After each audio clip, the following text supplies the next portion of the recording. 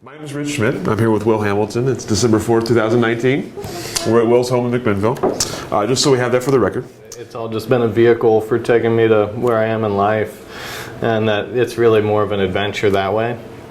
But I was a server, was in high school, had some friends at a fine dining restaurant. This is in Hagerstown, Maryland, and they were teaching me about wine and did a course on Bordeaux, and that was all pretty fascinating. So as I learned how to be a server, this part of it was about wine service, and that aspect of what was going on was, immediately pretty intriguing. My family drank wine. We were not an alcohol-free home, and so there was always wine around the table and stuff. But, until that happened and I got into my late teens, into college, I wasn't really drinking much wine. But I continued being a server, and so during my college years, I actually started to see Oregon wine and got into drinking Pinot Noir ahead of drinking other varieties.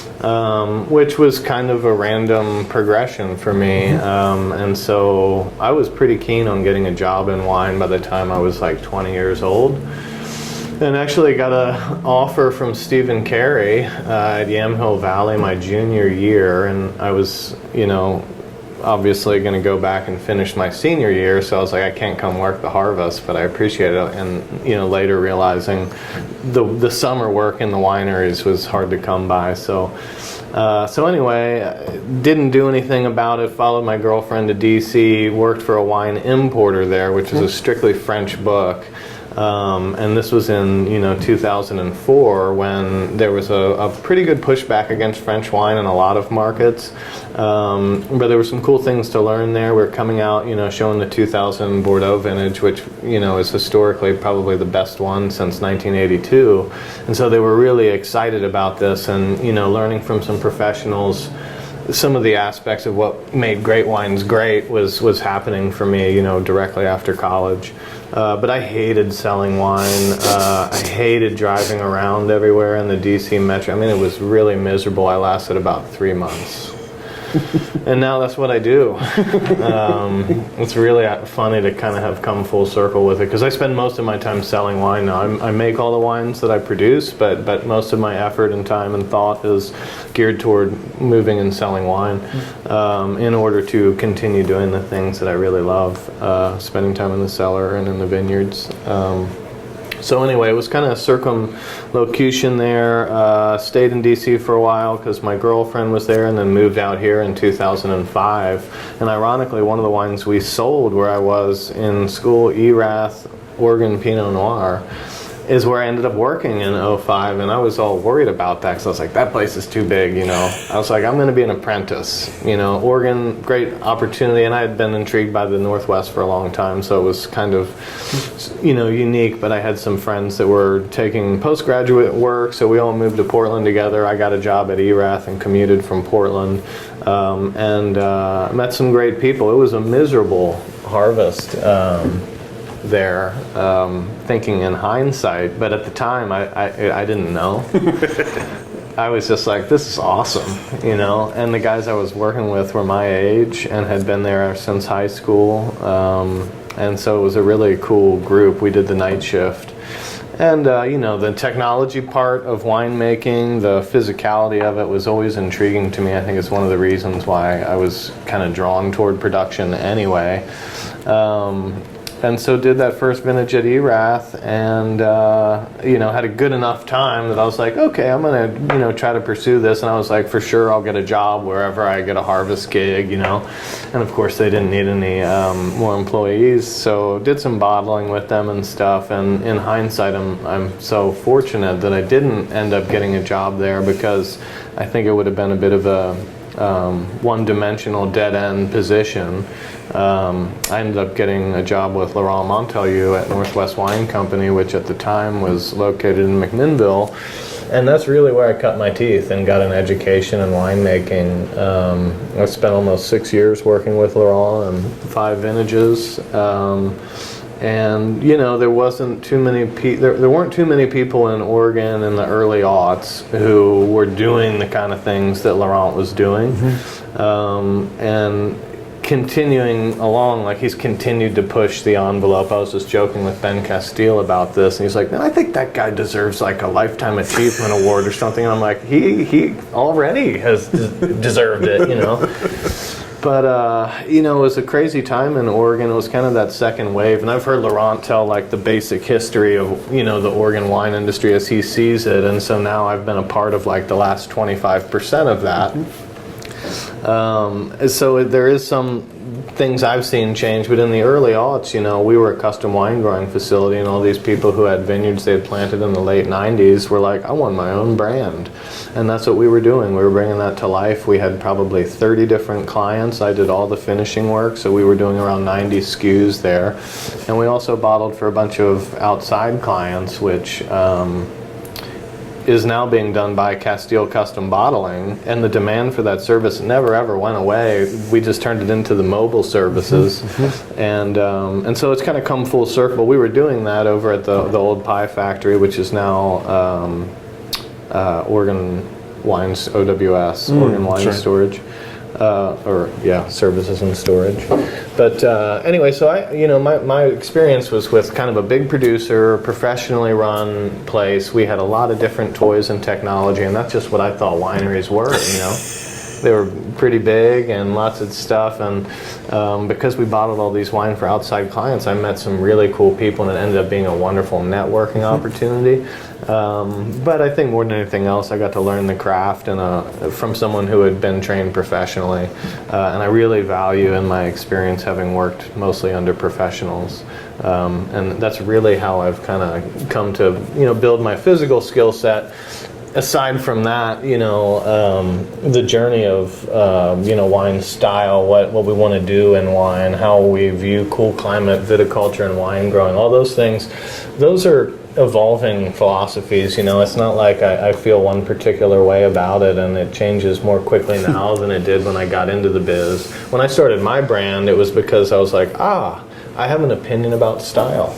You know, and then I was like, okay, I know enough about how to execute some of this stuff, but, you know, for what kind of end? And when that happened, you know, I was like, okay, I'm willing to invest my own money in starting my little brand and kind of growing it from there. You know, the more than the physical stuff, which is what I was really into, and, you know, running equipment and forklifts and filtration and all this other stuff. Laurent had his hands in vineyards all over the Northwest. I mean, we worked with more than 100 different vineyard sites during the 5 vintages that I was there. And that included some stuff on Red Mountain. You know, he was getting cab from Clipson, and I didn't drive out to these places. You know, it was still like the fruit showed up and we sort of talked about it. But, you know, as I worked with him, I did spend some more time out in certain vineyard sites, and more than anything else, as I got into being more of an assistant winemaker and production manager, you know, following the evolution of these products and sort of finding preference for certain areas was a big part of you know, leading me into kind of where I am now in terms of my journey, at least locally, which is really had preference for Eola Amity Hills vineyard sites that we worked with in terms of the wines they produced.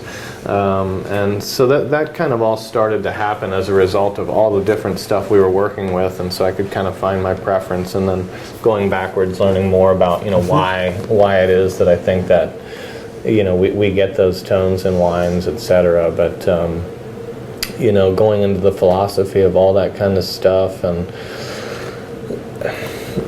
we talk a lot about terroir and what it means and soil types. You know, this map is totally based around the idea that we have different soil types, and, you know, you'll hear producers say, well, what do you think is the best soil to produce, you know, this wine or whatever. I don't think there's any discussion about terroir if we're not talking about humans. You know, human intention, human design, human goal, stylistic goal, all those things. Like, you can't just say, well, came from Shea Vineyard, you know, so it must be a good Pinot Noir. I don't think it really is that simple, and I see that more and more here, which is there are producers that, you know, I value and trust more than vineyard sites. And you know, the fabric of the business that I'm running now is absolutely the relationships that I have with my growing partners. You know, that is not something that I like. You go into a restaurant and start clicking the boxes and say, this is the vineyard site I want to get some Pinot Noir from, and I'll take some of this and some of this. It doesn't really work like that. It's a consequence of, you know, what you've seen, done, people you've met, and so, again, the people in my experience have really shaped where I've come and how that's all worked out. And I agree with you, there's a really lovely fabric of humans that are in Oregon. And when you're in an industry for a little while and it seems like there's people who are coming from all over the world to get involved with it, that, you know, there must be something appealing about it. You know, I already was enjoying my work here before you know, getting the feeling that we were in such a unique place in what we call the New World. But and anyway, I continue to believe that the Willamette Valley as a cool climate wine growing region is a very special place, not just for grapes, but for a lot of other things. Probably more unique and more moderated than most growing regions anywhere in the world. So I wouldn't be surprised if some consortium from Asia says, yes, we will buy, you know, that 1,200 acre tract of land in the Yola-Amity Hills, because $70 million is chump change, you know, and there is no better place on the planet to own agriculture land than right there. Yeah, like I said, I felt really fortunate to get in with a professional like Laurent. Really shaped kind of my stance. I worked at Evening Land Vineyards in 2011. That's where I met Ken and Erica, and that was really for me. I'd done some. I probably didn't. I kind of skipped over this part on my little journey, but when I left Northwest Wine Company in 2011, I helped a friend, Corey Morris, continue to run a business called Willamette Crossflow, which was helped started by Kevin Chambers, who's one of those other guys. I don't know if you guys have interviewed Kevin, but he's, you know, someone in our industry who's at the very forefront in terms of where we're going and having vision for what we can do here. So anyway, he had invested in this business, and I was pretty good with running these cross flows, and they were cost prohibitive for wineries, and Corey had kind of gotten to the point where his business grew. So he talked me into joining him and doing that work, which I did for like 4 years. And that's where I like burst out of my bubble a little bit, where like I had been with this great producer. We made a lot of wine, a lot of different wine, you know, big volume, big price, you know, kind of running the spectrum. And then I would take these machines around to these little garages and stuff, you know, all over the place in the Gorge and Woodinville, Washington, and all over the Willamette with some of the best producers. And that's where I really started to realize, like, there is no one particular business model that represents a winery. You know, there's a lot of people doing it in different ways, and they make it work in different ways, or maybe they're not making it work in different ways. And it gave me a tremendous amount of confidence that I had learned a lot more than I realized, and had a skill set that would be translatable in ways that perhaps I hadn't realized yet. And I ended up walking more vineyards doing that job, because I had a lot of time while machines were running at estate producers, and so hiked around all kinds of vineyards, talked with a lot of producers, and really started to kind of develop this sense of style. You know, at one point I believed that I was tasting more unreleased wines in the Willamette Valley than anybody. And a lot of that stuff, you know, we are supposed to keep fairly confident, and you know, and I do value that, but it's interesting to see some of the technology that gets used around the valley, and you know, a lot of people don't want to be very transparent about what they do, and so I carry this burden around of information, which is, you know, having personally executed a lot of this stuff for people, and I'm not talking about bad stuff, I'm just talking about winemaking, and you know, there's a lot of banter about, you know, Oregon is a very conscientious growing industry, but I sometimes feel like there's a lot of vocabulary, terminology that gets thrown around that is deceptively misleading, deceiving, and frankly is not true, and I happen to have a very strong, you know, perspective on some of that stuff. So while I was doing that, obviously we didn't filter wine during harvest. I worked vintage at Evening Land in 2011. It was still a Tarlov driven kind of company at that time, and then ended up coming back in 2012 and working there again, at which point he had left, and Isabelle Meunier and her partner Greg, is that right? Yeah, I think Greg. He had come in and, you know, they had kind of revamped things, so it was a very different kind of environment. But it was that moment in 2012, walking Block 12 at the top of Seven Springs at sunrise, you know, with my friend Ryan Hannaford, who was the vineyard manager, and talking with his crew picking, and I was like, this is what I'm going to do. You know, that's when I was finally like, this is the inspiration point. You know, having grounded out in the industry for the better part of a decade, you know, and kind of learning skills and stuff, but really realizing like, no, I think this is kind of what my life's going to be about. And so I started my brand the next year, and you know, Ken and Erica invited me up to their place because they were kind of, you know, at a point where they were trying to make a fair bit of wine, and just doing it with the two of them and a little bit of, you know, volunteer labor was going to be a lot. So they were like, you can make your wine here and you can help us out, and we did that for 5 years. And so again, you know, working with professionals, there's no question the stylistic influence that Ken and I both learned at Evening Land, working with Dominique Lafon and some, you know, Ian Birch, who's now with Archery, and obviously Isabel leading the stylistic ship there. Those were big influences on me in terms of what I wanted to achieve with Pinot Noir.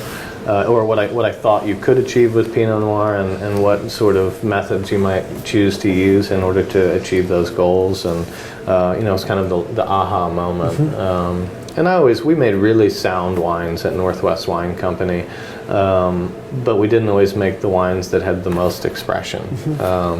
We did I think they did it again recently. They do what they call the Cellar Crawl, and you know, it's essentially like all these folks who were, you know, in the 90s were really making shit happen. So, you know, Laurent had started Willamette Estate in '92, Steve Dorner and the Christum family in '92, Archery Summit, you know, '90. That's when like these big estates, you know, Druin had been here for 3 years. This is the second wave of organ's a real thing. The Druin family bought some land, and we are going big. You know, we've got money to invest, and we're going to go and do this. And so, you know, Ken Wright and Lynn Penerash, who I think was at Rex Hill at the time. She was. Steve Dorner, the Castiles, who even at that point, Ben was really already taking over for Terry. So I had met them early on. We used to bottle wine for the Castiles and Ross back and all these people. And so anyway, it was like, I didn't quite understand. These guys are like the all-stars, you know. I mean, these are like the people that are like really the most professional, leading the charge for growers and producers, and taking it into the national market and getting serious prices and serious recognition for the wines, you know. Anyway, so they did the Cellar Crawl where we traded fruit, and that was like my first vintage with Laurent. And so we got to work with the southeast block of Bethel Heights, which I'm like, I can't even believe they convinced them to give any of that up. You know, I mean, it's just like there's not that much of it, you know. It's 77 planting, and then we got Eileen, which arguably, I mean, I like Jesse a lot and Marjorie when it's good, but like Eileen might be the best part of the Christum estate in terms of overall balance. And then Laurent, who had been doing all this work for Premier Pacific, you know, we made all the wines for PPV. They had a number of different company names over the years, but we got the choice blocks of Rose Rock, Xena Crown, and Willacaya, which at the time they didn't even have a name for, was Eola Hills. And so he worked, we got some blocks of Willacaya that we traded. So 3 of the 5 wines were Eola Amity Hills. And then we had Leah's Vineyard, which is a really unique site, a lot of different soil types there. It's kind of an alluvial spill off the Chehalem Mountains. And then Abbott Claim, which is now part of the, what do they call that? Angela project.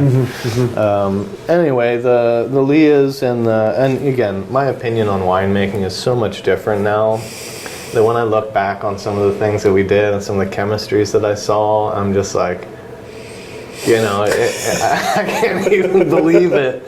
And I didn't know back then, but you know, when you look at it in the framework of a single style, which we were still doing, the vibrancy and power and sense of minerality and freshness that we got in the Eileen and the Southeast Block, and to an extent Willacaya was still young then, was so much different than Abbott Claim, which is a classic Savannah Ridge, Willackenzie soil site, and Leah's, which you know, is in really the hot pocket as far as I'm concerned. And so you had these 2 wines which are really flabby, kind of alcohol. And 06 was a tough year. You know, flabby, pretty hot, you know, just not at all the kind of tone that I would go for. And having that revelation was like, well, these three are really amazing. And that was early, and they just got done doing this again, actually, where they did a really big yeast experiment, which was really cool to see what sort of native yeast would stay. But yeah, when I started with Laurent, they were just getting the sub-appellations complete. So I think Dundee Hills was '05, and then in '06 the other ones fell, maybe not McMinnville. And we were having that discussion with customers. You know, that was like the first thing that I got involved with, was really talking about how these different areas influence wine quality. And again, I was fortunate enough to work with so many sites that looking at that palette of color gives you the opportunity to choose which kind of colors you really want to work with. You know, Laurent had his hands in so many pies that it was just interesting to have that opportunity in hindsight and look at what, you know, the high quality sites were doing in terms of yield and farming. And, you know, of course, he's a big proponent of biodynamics, which one of the first guys I met working in Northwest was Chris Williams. We were finishing all the Brooks wines then, and, you know, Chris, you know, was very generous with his time and knowledge, and we're filtering Riesling, and I didn't know much about Riesling, and that was amazing. Working with Highland Riesling in 2006, you know, helping work on wines that eventually ended up in the White House was like, oh, that's kind of cool. You know, I moved all those wines when they were liquid form. But Chris, you know, took me up to what is now the Brooks Estate, and he had me help him out. I would go up there and help stir biodynamic preps. And the first time I went up there, you know, we were doing the 501, the horn manure spray, and you can't really go spray, you know, aqueous solutions out in the rain. It just doesn't work because it doesn't stay on the foliage. And it was pouring down rain everywhere but on that vineyard where he was spraying. I mean, this was a real scenario, and like as soon as I left and drove down the hill, I got literally 50 yards past the southern, you know, the smallest point of the vineyard, and it was like pouring. But the whole time I would stir, and he was driving around trying to get this spray on because it was the right moment. And Laurent was really into that too, and even at the time, back in '06, '07, he would still go out and do all those ATV sprays personally. And you know, those were things that in that time period were just, people were just scratching the surface of around here, and more there's, again, a growing movement toward that style of conscientious farming. I love to talk about that stuff. I think it's really confusing when you start talking about chemicals and stuff with consumers, because they really have no idea what you're talking about. So then you start using really arbitrary words like, well, we don't use harsh chemicals. Harsh enough to kill all the shit that we don't want. but they're not harsh. You know, it's like I use SO2 as a preservative in wine. They've been doing that for a few thousand years, and it's pretty low impact. You know, the Italian stuff I get is at the high end of the purity spectrum. If you eat a bag of it, you will asphyxiate, and it will be very harsh. You know, you hear what I'm saying? Like, and this is where, you know, what kind of language are we really using when we talk about organics? We're talking about microthiols. Well, that's sulfur. You know, yeah, do you have to spray it like in a backpack? Probably not. You're probably going to have somebody go drive around in a tractor with rubber tires, you know, using diesel. That's a real thing. It really happens. You know, that tractor was manufactured in Japan. So I prefer more transparency and just to tell things, you know, the one thing that annoys me is the growing discrepancy between how we're marketing products and what we're actually doing to achieve making beverage. And you can't forget that we're making beverages. I mean, we're not trying to have fruit that we take to the market and sell. Chardonnay that we make good Chardonnay wine from doesn't really deserve a place on the table for eating. You know, it's not that delicious. So anyway, so my journey then, you know, with, you know, working Ken and Erica, I did 4 years with a company called Pacific Winemaking. So when I stopped working for Corey, I got this job in January of 14. Again, doing technical sales, backup kind of supply side for the wine industry, and it allowed me the freedom to continue producing my brand. And it was kind of a prerequisite for me doing that job. It was a work from home sales job. And the main thing that we had success with was Diam closures. Diam is, you know, TCA free micro ag cork. These are examples of them. big company that owns them in France, the Enio Group, but they're going to be the largest cork supplier in the world, and we grew the business here pretty dramatically because a lot of producers here are making premium wine, and this is where you use these kind of products is for a consumer base that might actually call you out. Everybody's like, oh, we don't have any problems with these $8 bottle wine. We don't get much feedback about bad bottles from cheap cork. I'm like, no, you don't. Glug, glug, glug. You know, it's like, who cares? But we're talking about, you know, nuanced, subtle beverages from, you know, consumers that are drinking world-class wine. So there's a lot of conscientious producers trying to do that here. It's amazing when you go to a premium wine store anywhere in the country, if they have a Pinot Noir section. Oregon will almost be equal to California in terms of the Pinot Noirs on the shelf. And, you know, that's the effort of so many of our industry, you know, these people I'm talking about who've created a market for like my brand to exist, and I can come into a market and actually expect people to take me seriously for making Oregon Pinot Noir. Like the battle these guys had in the 70s and 80s to have any recognition for what they did, it's amazing to think about, all while not having any of the support system that we have now. Labs, you know, what's a lab? You know, where am I going to figure out how much free SO2 I have in this wine? It's like, well, you either do it yourself or don't do it. And so there was a scale which was required, but you know, more and more having worked in the supply side, and I'm always kind of in the camp where like, I don't think small means good. So I hate when people are like, oh, I'm just a small producer, you know. It's like, well, usually you need more margins to produce good quality, and otherwise, you know, doesn't mean good. But well, you know, you don't need to have any kind of lab equipment. You know, you can buy some fruit from super professionally farmed vineyard for a couple $1,000, and you know, they might even be willing to sell you just 1 ton of grapes or 1.5 tons. Well, that'll fit in my, you know, macro fermenter, and then I'll have 3 barrels, and I'll buy a new one because like everyone has all the same nice new barrels around, whatever, you know, and age it for a while, and then, well, it's kind of getting a little wonky, whatever. Well, I'll just call the crossflow guy up, and I'll put it through the crossflow, and then I'll call the bottling guy up, and you know, we'll put it through the bottling line. And I'm a professional winemaker now. You know, probably 80% of the work that was important, I didn't do. You know, I'm talking about like 75% being grape growing. You know, 5% is like managing a fermentation, and then, you know, the rest of it is like the tinkering and finishing, and, you know, the sort of nudging in terms of balance and things like that. And then it's just like, well, I'm hands off, so, you know, it's all good. I'm hands off. Anyway. So yeah, that journey, you know, again, I finally quit my day job last year. Again, my brand was in 13. I started, but I over vintage all the wines I make, meaning that I age them past the next harvest. So I didn't bottle any wines until 2015, and of course that first year of sales is what it is. I wasn't doing that for a living or focusing a lot of energy on it. So I slowly sold some wine, enough to, you know, in year 3 I could pay for some grapes and supplies and stuff. Of course my overhead was bartered, so, you know, I had pretty low expense inputs, plus I did all my winemaking personally, so that's helpful. And worked with some, you know, professionals that we already have like a great idea in mind about how we want to do things together, and you know, that partnership was strong and continues to grow for me.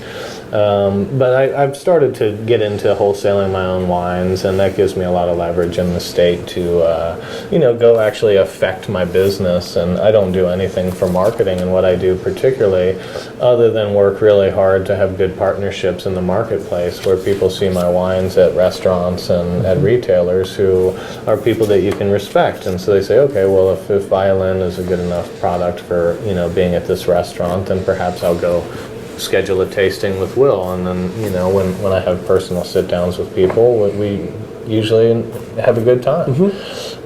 So selling my wine is, you know, again, something that I do personally right now. I'm still, this year I did almost 1,400 cases, but yeah, it's a fragile kind of network that provides this little economy, and I feel that all the time, even though I feel forward momentum and I never think about not being successful. But you know, it always feels like it's just a little fragile, and maybe that would lead us into more questions or more discussion. But as far as the now thing goes, I feel more and more like I wonder how much more fractured we can make the Oregon wine community in terms of producers and brands and things, and for everyone to have success. Is it possible? Is there enough room in the marketplace to continue to absorb new brands?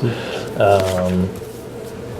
are we going to just see this sort of, it will get to a point, like for every brand that gets started, another one just decides to close their doors. I worry a lot about how much wine is sitting all over the country in warehouses from vintages like 12 and 13 and 14, and people come out here and they start drinking new wines, but there's actually a lot of wine out there, and that all seems fine until people are tired of paying to store it, and then they flush it onto the marketplace and devalue all the effort that we've put in over all these years. So we have to be able to get good money for our wines, and that discussion of transparency, it's like, let's talk about migrant labor. Let's talk about what it really takes to get fruit off the vine and to do quality work in the farm, and whether we're really supporting that economy in a positive way, whether we're kind of, respecting it in the right way. And I often feel like it is certainly ignored when it comes to the marketing of the product. So if that's really the attitude that we're bestowing upon our customers, then what are we talking about, So that's not going to change. We've got small vineyards here. We want to farm, quote, conscientiously and handle cool climate grapes. I mean, Pinot Noir is, as it's stereotypically talked about, it is a relatively delicate grape variety, and the difference a couple days makes is huge. And if you run machine harvesting through, that's cool, but you better be ready to process it like that day or the next day. You better be handling things, and I've done a lot of that stuff, especially with Laurent, different styles, and I feel super lucky to work with vineyard sites and growers who are so dedicated to what they're doing that I can craft wines in a very, very low technology way. All these things I've done and worked on in different levels, it's like, in 2019, I think I got as close as I've gotten to having the kind of wines that I think are what is going to make Oregon unique and special, and not just ripe Pinot Noir from the New World, which I find increasingly offensive, and I see increasingly more of it, and for more money. I'm just like, so I pay extra for syrup, sweet, this is really happening all over the place. And I think a lot of producers are celebrating it. I'm very live and let live. I think a lot of customers love it. That's cool. So all I have to do is continue to be real, streamlined in terms of style and what I want to do, and then find customers and kind of go backwards with it. Because I'm not one of the people who's going to go out there and say, well, I don't know if you heard, but the planet's a little warmer, and we might as well throw in the fucking towel. There's a lot of vines out there, but it's too hot. I mean, what kind of an attitude is that? First of all, I think there's a lot of young vines, and young vines definitely have a different impact when it comes to how an individual growing season will impact the wines. Now, a lot of us are working with 25-year-old vines all the time. A lot of those plantings from the 90s are now 20 years old, and everybody's got more mature vines, and I think we're seeing more consistency there for sure. More maturity in terms of farming, all those things are happening. But I think our growing seasons keep getting moved a little earlier, more so than we're seeing like dramatic shifts in overall degree days and things like that. I mean, Greg Jones put out some great stats saying, 16 was a cooler growing season than 14 or 15. And I'm like, I sure didn't feel that way. Well, you look at it, it rained every day in October. We were done harvest by the 15th of September. So if you include the stats of October, yes, that whole period looks like it's cooler than 14, 15. The period that applies to my grapes, those 110 days, felt super hot in 16. I mean, I picked for the first time ever and only time in 15 years Pinot Noir in August that year. And I'm glad I did. The wine has snap and freshness, and those are things that I'm looking for in Pinot Noir. That sense of nerviness, tension. And I think we can still achieve that. I think it's just we have to be a little more diligent in a lot of different ways. But yeah, I'm not. I'm also not in the camp that thinks, well, if it doesn't taste like blah blah blah, then we haven't been successful. Oregon's a pretty unique place. The Willamette Valley within that's really unique. I mean, I know you guys are kind of looking at Oregon as a bigger picture, and of course we're here in the heart of the valley, but you know, the Willamette Valley is a very unique growing region within Oregon. When you look at the Umpqua Valley, again, very different story altogether, and I've done some work for Earl and have so much respect for what Dr. Jones has done down there with Tempranillo and bringing it to the forefront. You know, having worked with Seven Springs, too, it's like that was the first time anybody planted Gamay Noir in the 1980s, really? That was the first time, you know, it's like mind-boggling. You're like, what have we been doing? You realize how small the industry is and how relatively youthful. So it'll be interesting to see as we get more mature vines, whether people are producing more consistent or, you know, again, if we just kind of find that sweet spot. When Laurent was trying to produce good examples of $18 and $20 wines in 2005, everybody else was like, how do I get $45 and $50 for these wines, you know? And now it's not 18, 20, it's, you know, 13 to 15. You know, how are we going to do that now? And that's like they're diverging paths at the same time. But I feel that way in general about the wine industry. I mean, if you look at the high-end Pinot Noir industry in California, it's growing at a faster rate than the high-end Pinot Noir industry in the Willamette Valley. From between Sonoma and Sonoma Coast, and, you know, even the Anderson Valley and what's going on there now, we're all competing for, you know, kind of the same customers, I think, nationally. So we'll see. And of course, you know, it's people like. They're like, well, I'm glad you guys are duking it out in there. I've been spending time in Beijing. You know what I'm saying? Like, what's the next emerging market? We've got about, what, 320 million here now? Is it 350? Something like that. Yeah, so I don't know how many millions of those are wine drinkers, but it's not 300 million, because that's about a third of the population of China, and if that becomes a big market, then they've just tripled the number of wine consumers that the United States has.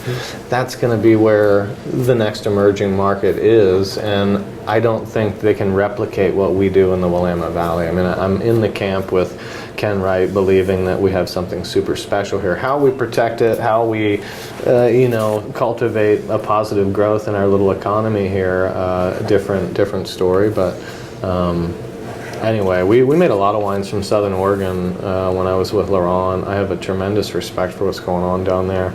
And I think it's a completely different conversation about viticulture and wine growing, and if they continue to get the same kind of professional attention that this area got a long time ago, man, the sky's the limit for what they can do with quality down there. And there's already a good handful of producers who are showing that off.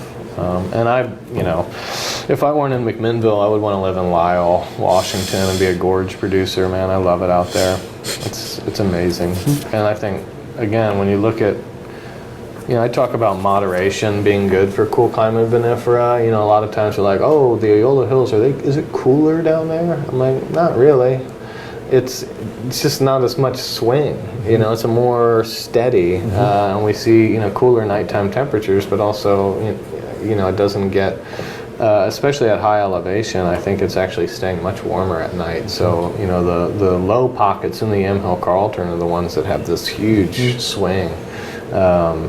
Anyway, it's fascinating, and of course, you know, we think we have this thing understood, and, you know, the next thing changes all that. 19 was a good reality check. It was more like 2013, which, again, as a first vintage was a little tricky for my brand, but I lived through 2007 and 2010, and you know, I think 2011 has shown us all that some of these vintages that seem really marginal at the time, and I was in love with the wines we made at Evening Land as we were making them. I was like, this is amazing, and way better than the 12s, you know, and of course the 12s got like the best score ever for an Oregon wine. That's how you know. If the press says it's a good vintage, don't buy it, and if they rail it, then it's probably one to put in the cellar and collect. I don't know. I think we can produce balanced wines every year, and again, it's not because of a place, it's because of intention mixed with great farming and intention and all those things. And probably more inspired now than I've ever been because of the people I'm working with and what we're trying to achieve, and the actual enthusiasm that we believe we can achieve something which is worthwhile. And that's kind of the premise of what I'm doing. Like, quality is what's driving me here. It's not, well, if I were to buy that 45,000 gallons of bulk wine on Wine Business tomorrow and get a fancy brand made up and push it through these 6 markets in the Southeast, like maybe I'll make 200 grand, That's a totally awesome thing. I hope someone does that. But that's not at all what is inspiring for me about this industry anymore. And getting to work directly with partners in a city like Portland, which has a really wonderful food and beverage scene, bringing wine directly to customers and having that partnership and really cultivating something that is unique to the Northwest and a special thing. That's been really inspiring for me too. Makes me want to keep getting better at what I do and finding customers who are happy about it. But so I'm curious, going back to the kind of the beginning of your story, you mentioned kind of seeing Oregon wines on the marketplace as you were working as a server. Tell me what it was about Oregon wines at that point that made this the place you wanted to eventually come and do this.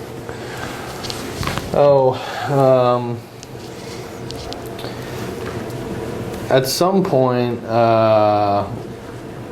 when I looked at college, I was kind of keen on coming out here. My parents had brought us out to the Northwest when I was like 7th or 8th grade. We stayed in Portland and checked out there, and I was like, oh, this place is really cool. So I actually looked at some colleges out here. I looked at Willamette, and I looked at Lewis and Clark, and I probably would have gone to the University of Puget Sound had I not gotten into Swanee, which is in Tennessee, where I went, and played soccer there. They had a good soccer program at Puget Sound. And I played at Swanee, but like it was appealing because they actually had like a good program. And it's funny because I'm like, man, what if I had gone to Whitman College in Walla Walla? I'd probably be out there hanging out. Like, I would have been in college like, oh my gosh, I can go do this now, I mean, I had to wait, But there's no question when I started actively trying to find information about the Willamette Valley, having, poured some of these wines, that like it was a very appealing and absolutely gorgeous place. I still feel that way, man. I drive around and just like, this is an incredibly beautiful place. That's an inspiring thing, and if we live in a place that makes us happy. So there was something also about the nature of the industry here, which seems smaller scale. That as I've come to learn, is kind of a de facto thing that happens with cool climate viticulture, because it's kind of hard to do on a really big scale. I think there's a lot of potential here to do that, but it's not really being done. Anyway, so I was like, I don't want to go back to school right away. I mean, I just got done with school. I've been doing school for 16 years or whatever it is, And I'm like, if I like this, I'll go back to school. But it was way more appealing to come to a place like the Willamette Valley. I knew I could live in Portland and commute to wine country. That was another big thing, because I didn't want to go to San Francisco. And again, there was nothing appealing about working in the California industry to me, even though now in hindsight I'm like, well, there's a ton of small, amazing producers in California doing incredible work. We just don't see them in the marketplace, particularly. But yeah, I mean, that's why I was so afraid about taking that job at Erath, because like in my mind, if it was big enough that we had it on our list and it wasn't like a high-end wine, that surely that wasn't the kind of place, And in hindsight, I'm like, I think everybody should work at big wineries before they go work for a little estate producer, because the bandwidth of potential knowledge that you can gain is so much different than just saying, well, this one person likes to make wine exactly this way and that's all we do, But yeah, it was a mixture of the scale and just my adventurous side, wanting to be in this area and seeing some appeal, and where the valley was located, and being an outdoor, enthusiast, and all of those things really. But again, I question all that stuff as to like whether it was all just a vehicle for me to get here and produce a child and become a father. Like, you know what I mean? And it seems that you also that Pinot Noir was a draw from a fairly early and a focus from you. So was that something that was before you got here, or was that something that you picked up once you got into the valley? I think when I started drinking red wines, Pinot Noir was more appealing to me. I mean, they weren't the first wines I started drinking, and certainly not good examples, or what I'd call serious examples. I mean, I feel like a lot of people still haven't had serious Pinot Noir, and they think they like Pinot Noir. Particularly people from all over the country who are, what I call disenfranchised by the three-tier system, not allowing better wines into these markets, more nuanced wines. But when I got in with William Harrison Imports, which was the importer in DC, they had a good bit of Burgundy, and they were working with some great restaurants in the city. And I cruised around with Peter Gaylor, who has the license plate Maynil, which now I get, and at the time I didn't get it. He was like a champagne head. And we would take these wines with names like Chassagne Montrachet, I couldn't even say this stuff, to some of the best places in the city and watch these wine buyers just absolutely geek out about it. And Pinot Noir was sort of put up on this pedestal, you know. It's like, oh, what's up with these Michel Magnan wines? He's like, there's nothing better than Magnan. I'm like, okay, cool, well, that's good to know. So people who know a lot more than I do are telling me that this is something worthwhile, and it's always been that way for me. I was really fortunate. I mean, with Laurent, we were drinking a lot of domestic wines and looking at stuff. When I got into working at Evening Land and meeting people like Ken and Erica, that was a really fortunate and, not planned for thing where, because I was around people who introduced me to better stuff, I got an education in what was out there. And everybody's experience, I joke about it being like a fingerprint. No one has had the same wines at the same times with the same people. Everybody's is a very unique experience in terms of the wines we've tried, enjoyed, not enjoyed, whatever. It's always very personal. And for me, I was really fortunate to have been around people whose generosity allowed me the opportunity to try more wines and introduce me to styles and places. And again, that pursuit continues to grow more rapidly for me. But, we talk a lot about the millennials, and they're not drinking, and they're not going to make any kids. I'm like, it's all doomsday. And I'm like, it's not their fault. When they start to get it, good Pinot Noir is not going out of style. There's a reason that this beverage has been put on a pedestal, and I think there's only a few places in the entire world that we can achieve balanced versions of Pinot Noir that have that kind of expression that makes people say that kind of stuff. And I think that some of those wines are being made here in the Valley. There's producers here that I'm really inspired by, producers from abroad that I'm really inspired by. And so it took, some of those first stages where someone else who was inspired by those wines said, this is what's going on with red wine, And that's, again, with my evolution, I made Chardonnay every year I've been in Oregon. 2018 was the first time I produced any for my brand. So like, when I quit my day job, I'll make white wine, And now I'm going to bottle my first wine. It's like, well, when did you start to, I've worked with, the Evening Land Project, and then moving in and working with Ken and watching him grow his Chardonnay production and style. And I like to think that we learned a lot of that stuff together. But certainly it's inspiring for me to have been a part of this enthusiasm, and then getting the opportunity to learn about some of those wines. So, yeah, Pinot is, as it turns out, I think it's supposed to be a challenging red wine to make compared to others or whatever. But for me, it's the wine that I make, and my whole experience has been here in the Valley. So, while I've had an opportunity to work with a lot of different fruit from the Northwest and stuff. I've never been a Cabernet producer in Napa Valley, and then moved here and said, man, these Pinots are really hard to make, It's just like what it is, I feel a lot of anxiety during harvest. That's normal.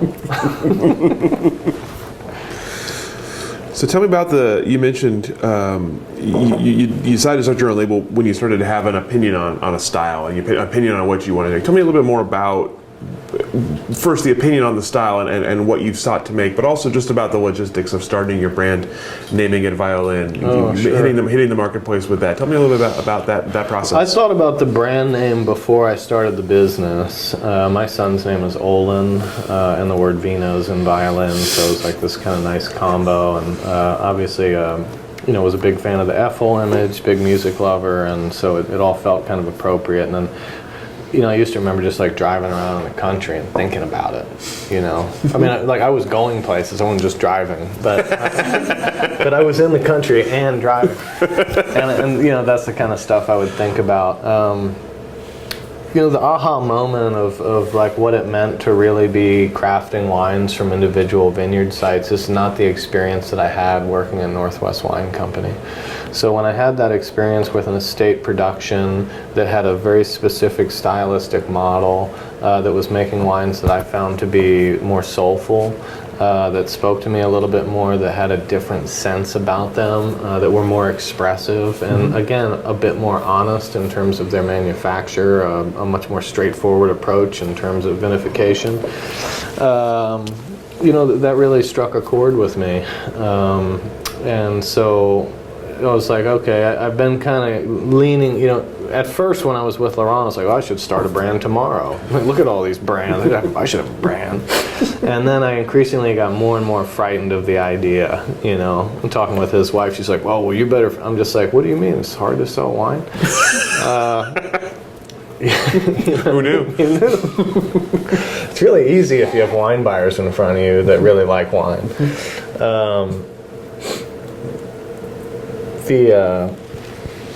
That aha moment was like, okay, now I'm prepared to take the risk because I feel more strongly that I want to achieve this kind of style, and now I can move forward with that. And Violin, it's kind of a personal-ish brand, but I think it's also really universal, and so it kind of something that people can connect with in their own way. And I've never tried to get kitschy with the music theme or anything, but I started my brand really, I'm not going to say unprofessionally per se. When it came to the winemaking stuff, I didn't have to cut any corners, I knew kind of exactly how I wanted to execute all that. And luckily I had a good space to do it in, and we had great energy up there. Human energy is a big part of, in my opinion, making wine properly.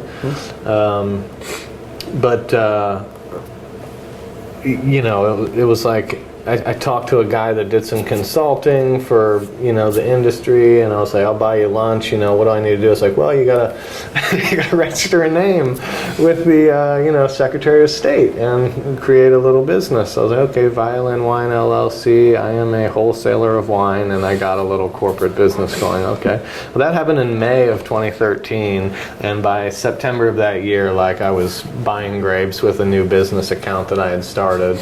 I made the first vintage. Of course, all that was under the Walter Scott bond. So technically speaking, those wines are owned by their company, and I'm just a custom crush client on paper, even though I do my work. That's the way it works, legally speaking. And so when I bottled my first vintage, it went into storage, and I still had to get my federal permit as a wholesaler. You can get a federal permit as a wholesaler or as a producer, and I didn't need the bond as a producer, so I have a federal wholesaler's permit still, and that allows me to get an Oregon winery license, which also allows me to sell wine directly to people and also to wholesale wines, which is an incredibly broad and wonderful license. And that it just assumes that I have a custom arrangement with a bonded facility. In this case, it's the company in Amity, and then I assume control over my product more than I technically produce it, if that makes sense. So I knew enough about that kind of stuff that I winged it. And I'm certainly not running my business with the level of precision that an accountant would be very excited about. But I'm running a debt-free business that I've, generated all the revenue from after my initial investment, which was enough I had enough money to buy grapes for 2 years, and I kind of set up, was like, okay, so how much wine can I possibly make with this money, you know? And that was such a dumb idea. I should have used about 2/3 of that to buy grapes, and the other third toward a, you know, marketing budget, or, you know. I mean, hindsight's 20/20. But anyway, it took me a long time to sell through those first wines, but I'm still learning. You know, it's like, here's the deal. Like, I spent 12 years learning winemaking before I had anything to sell out on the marketplace, and now I've been selling wine on the marketplace for 4 years, and, you know, I'm learning a lot more about it all the time. Mm-hmm. You know, I'm better at it now than I was last year, and that year I was better than the year before, and you know, kind of learning how that craft works now also. And as winemakers, it's one of the reasons I still am really intrigued by the work that we do, is we do a lot of different types of work. You know, I really enjoy my cellar time now. Would I want to be a full-time cellarman again? Oh my golly, no. The kind of work I used to do, I mean, we had 60,000 square feet. We were managing several thousand barrels, not to mention the hundreds of thousands of bulk wine that was elsewhere. And now, you know, when I started my first vintage, I had 22 barrels of Pinot Noir, you know. And they got a lot of attention. Oh, I would love, yeah. A lot of attention, you know. But it is, that attention to detail, I think you'll see it everywhere in the world, is one human can only influence so much, and you can be a really good manager and guide processes with great precision, but a lot of other people are doing the actual execution. My project's small enough, I also do the execution. You know, I believe in that. I believe that the quality of the execution matters, and I know there's a lot of setups where great teams are producing wines together. But when you start to lose the decision making of that one influencer, that one important sort of winemaking person, is when you start to go away from the more nuanced kind of product, I think. And I think it's around 15 to 20,000 cases. Like, you know, Josh Bergstrom's team, for example, they make somewhere around 15 or 16,000 cases, and that's a great team led by, you know, a really, you know, talented producer, and so they're executing, you know. But if you doubled the size of that to 50,000, you know, I think you'd have several people who are making important decisions about all the wines all the time, and so you'd have some stylistic divergence there, and they would come back together, and you might have generally a house style, but I think the wines would become more innocuous in some sense. And so we're lucky. We have a ton of these kind of producers in Oregon that are, you know, between 3,000 and 10,000 cases. And I think, you know, it doesn't always mean the best, but it means we have a lot of really unique expressions.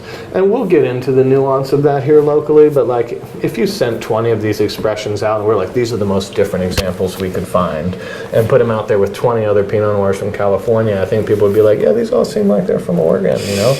And I worry a lot about that. I worry that we're all making the same wines, that you know, we're all using the same barrels, we're all, you know, sort of approaching things in a similar way, and that there is kind of this blasé middle ground that 80% of the wines are kind of fitting into, you know. Anyway, I hope that there's room for us to still produce more nuanced wines here. And I think that is part of the spirit of what's going on here. There's a lot of people who are like, I'm done with Pinot Noir. You know, that variety just doesn't work here, you know. But it's like, so we can grow some Trousseau, and we can grow some Gamay, and we can grow some other stuff. I totally agree with that. I mean, I think the sky's the limit as far as what we can produce here. So we'll see how that all goes, but yeah, I'm not abandoning the Pinot Noir ship, not yet. I think it is really hard to compete in a market that's as flooded as ours, and I can understand why it's a lot easier to sell other varieties, which there are so little of. Even the good producers don't have enough to keep, you know, that particular space on the shelf. So I do think that's helpful, but again, that's what's inspired me. So how do I take that to the next level and try to reach the next level? I don't know. Sometimes we just need to be, you know, viable businesses. There's a novel concept. Yeah. You mentioned earlier that you make most of your wine from, or all of your wine from Willamette Hills grapes. That's what you prefer, and that was from an early stage. That was something that appealed to you. Tell me now, as you've kind of grown in the business, have you figured out what it is about those grapes, what it is about those flavors that appeals to you versus other places you can get Pinot Noir grapes? Well, I have a friend, a guy named Adam Radke, that has a little farm out in Gaston, and it's actually right on the northern border of Yamhill Carlton, so technically his site is Willamette Valley AVA, but it's Willackenzie soil, low elevation, sort of a classic example of what we talk about with Willackenzie soils, and I noticed this like stewier fruit, this kind of muddled fruit, character. I often get tea leaf and some other tones. I've done things like, going much heavier with whole cluster use in those wines to produce more fruitiness and more poppy fruit, because I feel like it just is kind of more savory. I think there's a lot of, do I think we're making distinctive, lovely wines from that site? Yes. Do I think that there's a tone about that vineyard that we're seeing shine through? Yeah. Is that what we want to do with winemaking? Yes. Is it as perfumed? Is it as elegant? Does it have the length? Does it have, the fullness, the density of structure that I get from Sojourner Vineyard? It does not. I think Sojourner Vineyard's a really, really special site. I've seen even in its youth, it behaves with the kind of balance and, expression that I'm almost baffled at how it could be that good so early. It's the site I get the most fruit from. It's a classic example of this area. So, I worked with Eola Springs at Evening Land. Laurent worked with a site called Nuestra Sueño, which is now the Simonetti Vineyard. It's right next to a site called Carter, which is one of Ken Wright's kind of flagship sites. Ken Wright is Mr. Yamhill Carlton, and the two vineyards that make the wines for me that have the best expression are Canary Hill and Carter, classic examples of southern Eola Amity Hills. There's a vibrancy, a sense of vibrancy that I get in the wines. It's kind of hard to say, well, that's vibrant. Like that. You smell that? That's called vibrant. It's a balance between the elements that feels more appropriate. We all see very clearly as producers that pHs tend to be higher in Willackenzie soil. No issue.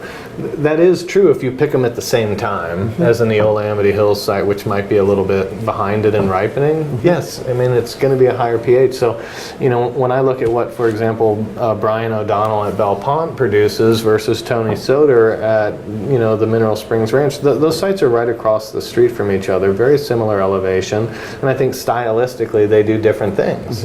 So the wines end up being quite different. Eola Amity Hills for me has this sense of moderation, particularly as I taste, I lean toward liking the Volcanic Soil series, and that includes some of the really old stuff in the Coast Range, but there's something about vines tend to, in my view, they're a little more vigorous in the basalt-based clays. They tend to have a little more water-holding capacity, and so the vines can produce a little more fruit. I think it helps open them up. In Dundee, we see this, especially at low elevations. You can have a significantly healthier crop in terms of yield, and still produce great concentration and power. That's a huge benefit as a grower. And then when you get into the Eola Hills, you get the same kind of series, but in more. There's rockier pockets, and I think you can also get into these, directly into bedrock sooner. And so I think there's a nice balance in terms of drainage where you still get some of the moisture holding that allows for more vigor, but it's a little bit more drained than, again, some just, quote, jewelry sites. And so it's somewhere in between in terms of not being overly vigorous. And, again, going back to Sojourner, it's the balance throughout the actual vineyard when you look at consistency vine to vine and how they grow. So when you see kind of, there's a health thing that we see in the vineyard versus in the wines. As a producer, it's really hard to talk about the energy that we see in fermentation, or like in a must. We can look at figures and say, well, there's this much yeast assimilable nitrogen, so it's very happy or whatever. That's true. If the YANs are higher, yes, fermentation wants to get going sooner. But it's hard to describe when I say like this vineyard really behaves. When it comes into the winery, the chemistry is in a sweet spot. It finishes fermentation well with little or no coaxing, and then in barrel it behaves. It doesn't tend to go in a weird direction. It stays true to its course, and it produces wines of silkiness, velvety, almost. If you've ever read Emile Peynaud, it's like the ultimate compliment to a red wine is suppleness. Which I believe, if you've achieved suppleness in wines, that it means something more than just velvety texture. And I just see that more in Eola Hills sites. And I think it is a sense of balance. I also think that, and this map shows it well, when you look at our valley, the Van Duzer corridor is the moderating influence we have. The first place it hits is the Eola Hills. It's almost due east of the pocket. So no doubt the new Van Duzer corridor, they get a big influence of that same effect without the more favorable soil types. Likewise, when you get into Dundee, well, you're another 15 to 20 miles further east of this influence. And it's a hot pocket of it. It's one of the hottest places in the valley. That border of the Chehalem Mountains, like where Vidon Vineyard is, we used to make the Vidon wines. They were like always the first thing in the door. That Arbor Brook, those are really, really early and I think ripe sites. We don't tend to have that, and especially in the last few years, us working with sites all over and still seeing this, it's like you look at the benchmark points, when you have bud burst and the Eola Hills are behind by 7 days or 8 days, and then, full bloom is, again, now all of a sudden it's 12 days behind full bloom in sites, and you kind of see it creep away and away, and it just stays more moderate. And I think it's really easy to see those things, look at the dates, look at the stats, and then there's still more subjective things, like when I say that I like how the wines behave, or that the perfume in terms of the aromatic potential of the wines is better. I just have been having some interesting discussions about that subject with other producers, and so that would lead me onto some tangents, but like I said, I was fortunate to have watched enough wines go through and found so strong a preference toward, like, wow, of these Solana lots, this Zena Crown is amazing, but the Domaine Daniel Laurent for me is kind of boring, and that's a personal preference. I think there's a lot of people that love the richer, riper, sweeter side of the Pinot spectrum, and I just want wines that feel drier than that. And I think that we get a little bit more nerviness and snap, and again, that minerality is one of those things that, you could spend hours debating what on earth we're talking about with that.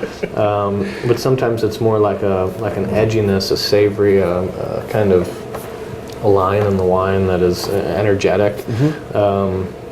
And I just sense that more in the Willamette Hills. I also feel more at home there. It's just kind of been my place. Like I said, the experience I had with Chris back in '06, and spending time at Seven Springs, and spending time at Walter Scott, and all the relationships I've had with some of the producers there has just been really important for me. So being in Amity now makes a lot of sense for me. It's 10 minutes from here. Most of my sites I can access in 15 minutes, and the more time I spend, with my growers and in the vineyard, the better I feel like I am set up to produce the wine in the appropriate way.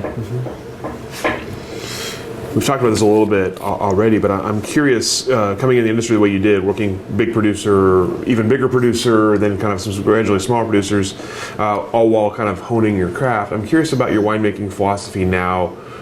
When it started developing, what you thought your winemaking philosophy was going to be versus maybe what it is now, and how you describe what you want your philosophy to be. What is your winemaking philosophy? Yeah, well, first and foremost, I want to have wines that are to some extent showcasing either regional specificity, vineyard specificity, but also vintage. As I like to say, as a producer, my job is, if my goal is for you to see vintage and to see site, then my job is to adjust the lens. So when it comes to, I take the Steve Dorner approach on this, and I'm stealing these words from conversations I've had with him, but I have to be able to influence making the beverage to be balanced. Because if the beverage is not in balance, then it won't have any potential to showcase off vintage and place. So again, like I'm making the Old Amity Hills cuvee. What do I want the Old Amity Hills to be represented like? You know, or am I willing to say like I hope that this is what they're like? Generally speaking, my philosophy on what I can do is continues to evolve a lot. But as I like to say, that there's no room for dogma, because every vintage, the challenge that becomes the big challenge, we have no way to anticipate until the time actually comes. I mean, we wait around all year until September to stamp its face on, you know, on the vintage and say, here's what you get now. And then we have to react. Luckily, I've been in situations both ways, and I don't have any fear about being able to react in a positive way to influence balance. Touching on this a little bit before, yeah, I mean, Pinot Noir, freshness, juiciness, mouth-watering, savory, elegant. You know, those are kind of like what I want to achieve with Pinot Noir. But, you know, what do I mean by freshness? Well, like I'm way more, you know, in tune to looking at pH and acid in terms of how I make decisions on Pinot Noir, and, you know, what I talk about calibrating my palate and stuff. But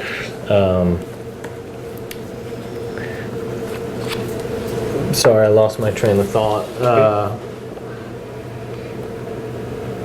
Talk about sort of freshness in Pinot Noir and sort of what you want Pinot Noir to represent. Well, I touched on this a little earlier. I'm as a wine drinker, my tastes are evolving dramatically all the time as I try more and better wines. And get more inspired by other producers doing other things. I say, is this something that I can maybe achieve in my own wines? Is this a direction or a tone that maybe I can achieve? And if so, how do I make subtle changes to go that direction? Because, you know, it takes 5 years to figure out if something worked, or longer, either in terms of what we're doing in the vineyard or both, or in the wines or in the cellar. You know, there's all these things that you do a little thing differently and say, okay, we'll see how that works out. And then we really can't judge it until it's in the bottle years later. But I've gotten more and more offended by out of balance. I'm not going to call it high, but out of balance alcohol, particularly in white wines. And I just think that it's so easy to be sloppy in that regard and let it happen, and then after the fact be disappointed. And I don't want to be in that situation. So when this vintage rolled around and I have the opportunity, and my wines are finished obviously enough that I know I have alcohols that are between 12.3 and 12.9 for Pinot Noir this year. And I'm excited about it. I can't wait to see how these wines age. They have enough balance in my mind. They have all the freshness. They have the fruit aromas that I think feel mature but not overripe. And I just haven't had any good examples of Pinot Noir from, you know, 10 years ago or 15 years ago or 20 years ago that was high in alcohol. You know, the best example, we tried a Ponzi 86 last harvest, or the year before, was 12.6 potential or it was 12.6 alcohol. And you see it over and over again. I was just having this conversation with Ben Castile, and he was saying, yeah, every time Myron Redford would break out these wines, you know, those old Amity wines would always show really well, and they were always the lowest in alcohol. And when you look at the 2011 vintage, every bottle you can get your hands on right now is drinking beautifully, and we just like have forgotten that it's like, well, they're 12% to 12.5, you know? And I just think we've gotten really excited about producing more opulent styles, and the market has continued to embrace more opulent styles. But if we're really building time capsules, which is kind of what I like to talk about doing, I just think that if the ethanol is not in better balance, we're going to make clunky, awkward examples, which aren't going to age favorably, and they're not going to do Oregon any justice if we're really talking about competing with Premier Cru and Grand Cru Burgundy.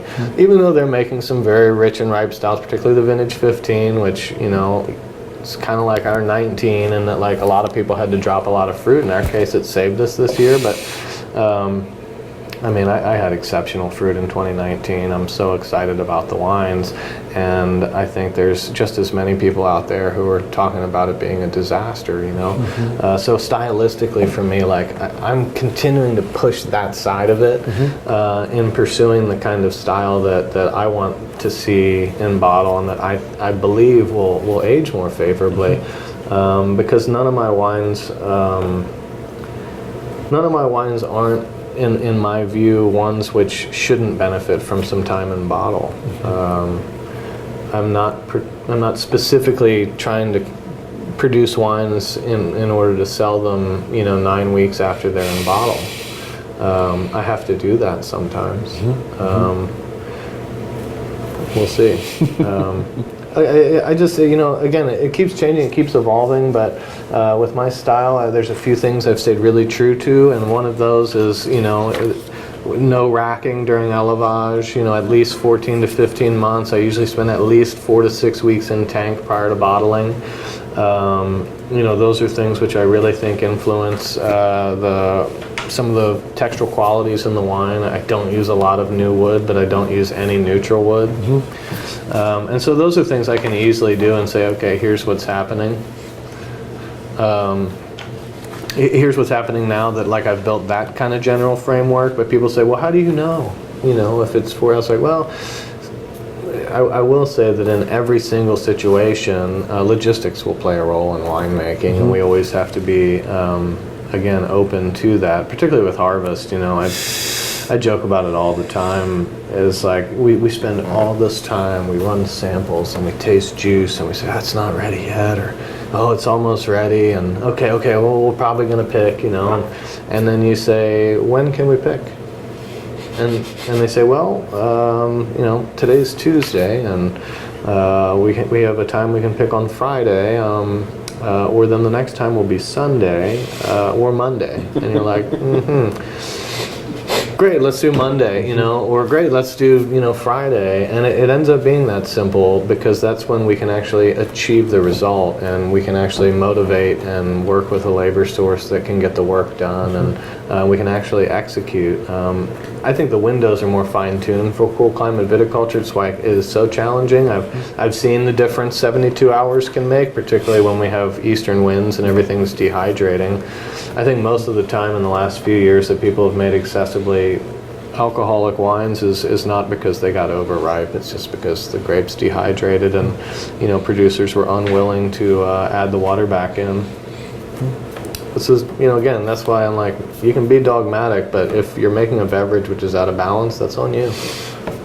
That's on you. We're crafting beverage. You know, there's nothing. Who was it? Craig Broadley. Have you been down to the Broadleys? Not yet. Love those people to death. Down Eugene. They're in Monroe. Yeah, just that's north. That's right. Anyway, wonderful family, and someone was telling me that Craig said this. Craig's an amazing storyteller, and someone was like, yeah, it's such an art what you guys do, and I think he, like, you know, begrudgingly had to, like, correct and be like, no, ours is a craft. You know, in artwork, you can stop what you're doing when you're tired and come back to it. You know, when the work's at the end of the day, my mural is not finished, you know, but I'm going to work on it next week, and we'll keep working until it's finished. No, you know, when the grapes need to get picked, if you want to produce wines of a certain tone, like, the time is now. And it is a craft, you know, and as I tell people all the time, I respect the craft very much. I work to get better at what I do, and I do think the execution of winemaking matters in terms of the fine details, at least on this level, you know, when we're trying to make more nuanced beverage. I want to talk about a little bit about that relationship, the vineyard relationship. Since you're someone who you don't own any of your own grapes, you're working with vineyard. Tell me about that relationship between finding the grapes you want, and then working with the people who have them to make sure that they're what you want them to be, and you're getting them off the vine at the time you want, like you said, and they're being farmed the way you want them to be farmed. Yeah, man, I consider myself really lucky in the relationships that I have been able to cultivate, and people I know, and people who are willing to do business with Violin, even on a relatively small scale. You know, the sense of partnership, the idea of partnership is a really big thing for me, and I talk about it a lot. With only one exception, all the fruit I work with is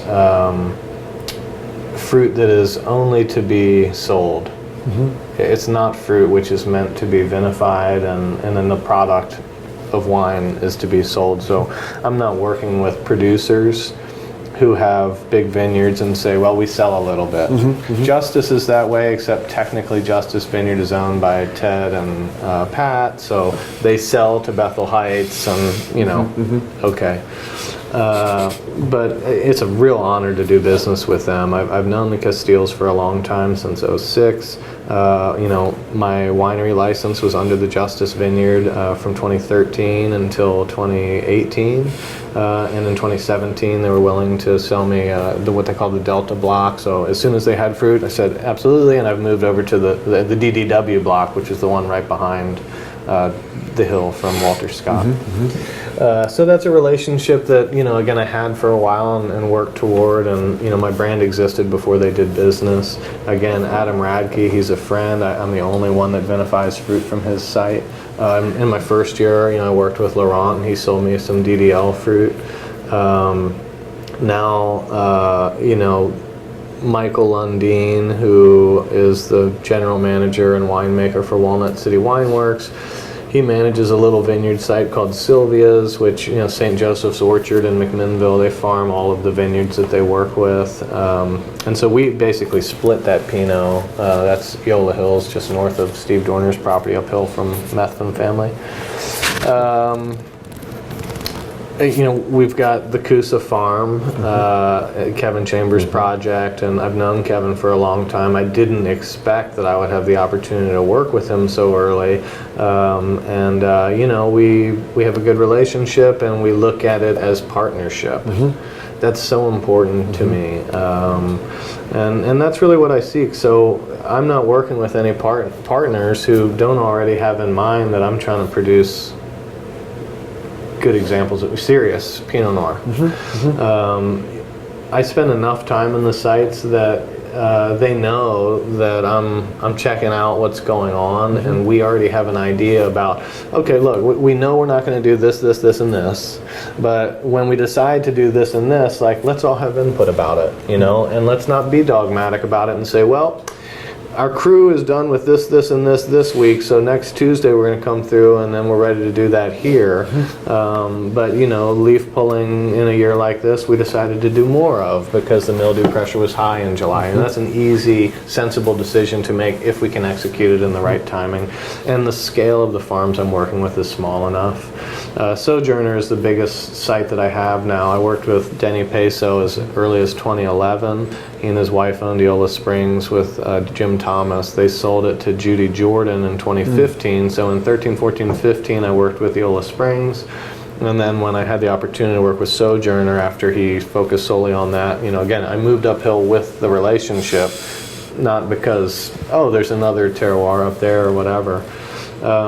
And again, Denny has been in the game for a long, long time. He is only interested in partnership because he has the business of selling grapes to producers. And so we all know that, you know, hey, Denny, like, we're paying you by the acre, and we all want to achieve the top quality here. So we already have that in mind, you know. And again, Angel Martinez with Advanced Vineyard Systems, they've only recently finally certified that site as organic, which is huge. The expression of the wines is already so good that, you know, as you develop a vineyard, I think it's way more justifiable in using different types of conventional methods. And then when you have more mature vines, you can get away with a lot of different things in the vineyard that we might consider more holistic. But, you know, the vines have to grow first. And there's other stuff growing around them. They don't grow that well. So it's like, what do you want to do? Get in there with a hand hoe? Okay. Do you have organic methods? You can really hurt trunks. So there's a lot of stuff like that. A lot of it's just evolution, you know. Ken Paulo got me fruit from Eola Springs and was able to work that out. You know, I'd already known Denny, but when he said, hey, you know, there's some extra fruit here, I said, that's great. And jokingly, like, Ken and Erica have gotten me the best fruit of every vintage that I've ever worked in this game and ensured that, like, my my quality is high because I have good inputs, you know. So I worked with their little vineyard, Clos des Oiseaux, in 14 and 15. This year they leased Dennis Lumen's site after he passed away, and had it farmed to the highest standard and dropped a tremendous amount of fruit in order to make sure that we could actually achieve a vintage there. And I think it was a financially difficult situation, and I made one of the most magical wines I've ever produced from that site, and I feel really that there's a strong emotional thing going on there with all that energy. So that's what I mean. This kind of stuff like continues to be more inspiring for me. Like I care more about it now. And when I say it's the fabric of my business, it's the platform on which my business stands, there's absolutely no question in my mind. You know, and the beauty of it is like it's pretty much handshakes, you know. Absolutely. So we've talked quite a bit. You've brought up a lot of sort of issues you're seeing in Oregon wine right now, and things you've seen change in the time you've been here. You talked about sort of homogeneity, worried about people making similar products similar way, and how to protect Oregon and protect its brand. So tell me about what you're seeing, what you've seen change in Oregon wine, and kind of what you see coming down the road. Well, I was here when everybody took an about face on their pricing in 2008.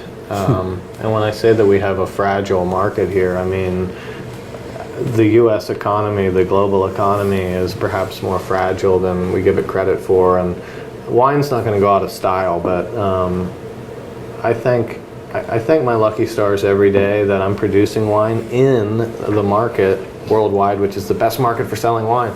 The fact that I can get, you know, $55 a bottle for wine, and this, you know, my top end wine, is kind of amazing. When like I remember being here and like I couldn't believe that all of Ken Wright's wines were $50, you know, and now everybody's got 3-figure wines and all of that stuff.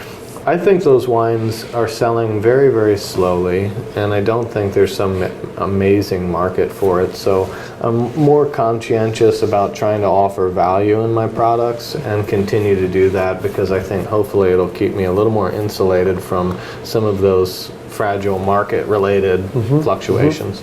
So I was here for that. Obviously in the last few years there's been a tremendous influence, a tremendous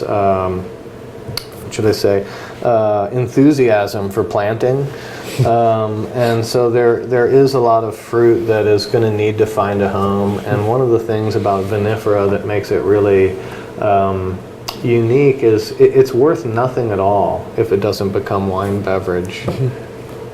You can't go out and sell them at the market and expect people to buy them and make any money doing it.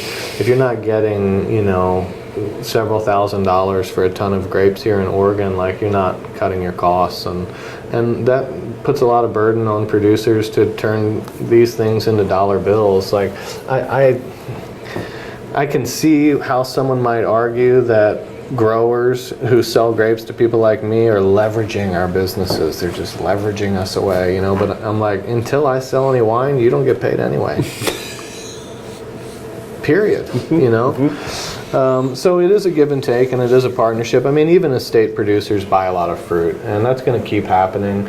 I think what we're going to see is as the market goes like that, if the supply continues to go up, that, you know, naturally the demand will go down. I don't think it's an endless ceiling, but I do think what's going to happen is there's going to be some great value out there for the consumers. And whether or not we can continue to promote some of the best wines in North America at the top dollar from the Willamette Valley for Pinot Noir, while at the same time offering the kind of value in Pinot that we now offer for Pinot Gris. I mean, Pinot Gris in the marketplace is like, no one has ever been disappointed with a bottle of Oregon Pinot Gris. It's always like $12 to $15. It's really fresh, fruity tasting. It's easy to drink, probably some residual sugar, yum. I mean, no one's ever disappointed with that. Whereas like they could be very disappointed spending $35 on a Chardonnay that was gross and flabby and too much sweet vanilla, whatever. Like, it was like, why are these wines so expensive? You know, why are they so expensive? So I think Oregon needs to be careful that way, but you know, I don't think I've analyzed that the way that others have, so I don't really consider my opinion nearly as broad in that sense. I also don't need to compete in that same way. If I continue to produce these wines on a small scale and work on a model which is a higher percentage of direct-to-consumer, then it's more about cultivating a relationship with my customer base and ignoring the rest of the noise. So I kind of see it both ways. I'm really curious about when you look at this valley.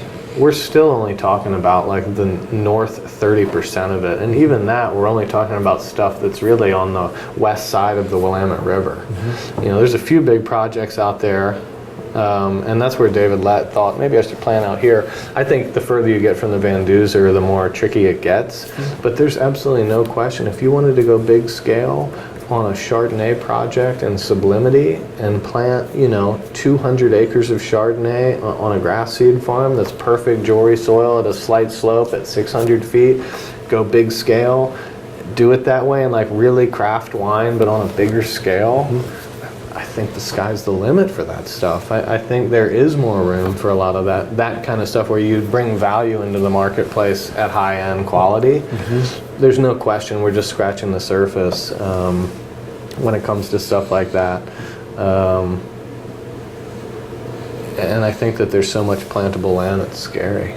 If you want to be in Ribbon Ridge, it's not going to be very viable anymore. If you're going to be in Dundee Hills, like, you better be willing to pay $75,000 an acre, but when you look at south of Monmouth or in the hills around Monroe or anywhere in that eastern part of the valley and the sublimity area up there, or even as you go north into the Banks area, which is marginally cooler back there. I mean, the Coast Range foothills, the sky's the limit. I mean, there's nothing planted in there. And we're still really, really tiny, but I don't know. I just think when you see the skills and the mentality that bigger companies have who are used to doing bigger scale work,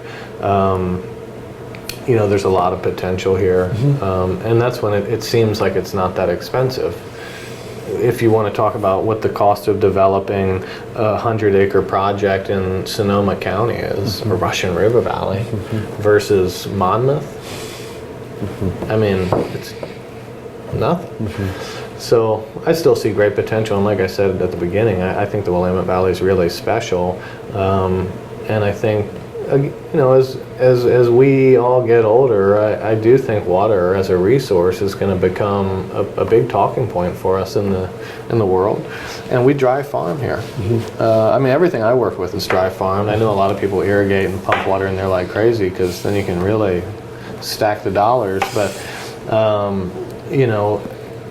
that is a very unique situation going on in the world to be able to dry farm. I just read about, what's the guy's name? He was an attorney in Portland. He'd been hanging out in Walla Walla. The Oregon Wine Press just did this one, and he's planted these grapes up in the Blue Mountains at like 2,000 feet. Haven't seen the story yet. Oh, I've got it.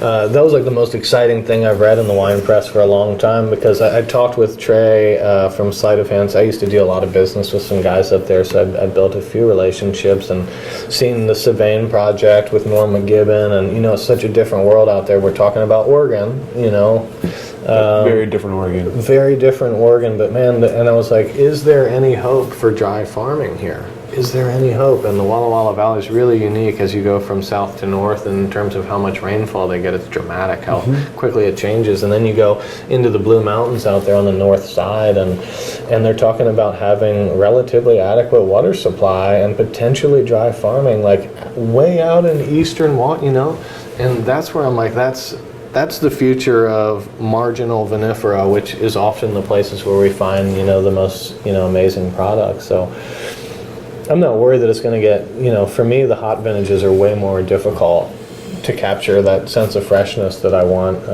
But my 15 vintage, I feel strongly is a very classic feeling vintage. And I've tried some absolutely horrible examples from the Willamette Valley. I mean, wines that I can't even try to drink. I mean, It's a disaster. It really makes me upset. I get so upset about these styles, where you're like, wait a minute, so are Californians making more elegant Pinot Noirs than we are in the Willamette Valley now? I don't know. I think that there's great producers everywhere, and I do think that you have to look at it on a producer-to-producer basis, and there's great potential out there in a lot of different areas, and there's a lot of accidentally good wines, and there's a lot of consistently great wines. Who was it? What's that guy? He's a blogger. He came to an event we did, a G3 sponsored event. They do like a wine conversations, and it's kind of a Dion focused thing, but we tasted some great wines. And they always invite some speakers to share their industry perspective. And One Wine Dude, that's his name. He's got a blog. I can't remember. But he made a great point, which I believe too. And he was like, there's really only 3 categories in our industry. You're either new, you're classic, or you're out of business. And every time I tell them, I'm like, I know which one I want to be, And so I'm not under the impression that Pinot Noir is going out of style, but I'm also not trying to chase any trends. I believe that, there's a reason that the monks were cultivating this in such a precise way that it inspired people to continue doing it. And people take that real seriously in certain places, and I think if we take it equally seriously here, that we'll find we can produce really exceptional beverages also. But I don't think that's going to happen consistently every year with every producer. But there's a handful of folks around here that really inspire me, and I think do great work. So I like to hang out more with those folks and learn from them and talk more with them about what they're up to. And I'm really inspired about more old vines. Laurent bought Highland in '07, and having worked with some of those old vine blocks, back in the day, it's just it's a different level. I mean, people talk about, oh, well, I like some young vines. It's like, well, that's really easy to say if that's all you have. Yes, like we'll go talk about how much we like them. It's great, but the depth of tannin, the feel of wines that come from older vines at lower density, there's something to it, and I think as more people have access to that, as more good producers have access to those vines, that the overall quality of what we're doing here can continue to go up. I don't think, I know that there's certain wines specifically from Oregon that have inspired me over the years, but when I hear about these wines that fared well in international competition, I was like, you mean Fifth Leaf? I'm like, those were babies when those guys were making these wines, and so I know those wines weren't as good as they can be now, and they were enough to wow people. So I think, considering we're much better viticulturalists now, or have a lot more experience, and there's a lot more people who have done trial and error work, and Ted Castile, for example, who I get to work with, it's like those guys were setting the standards for a lot of these things.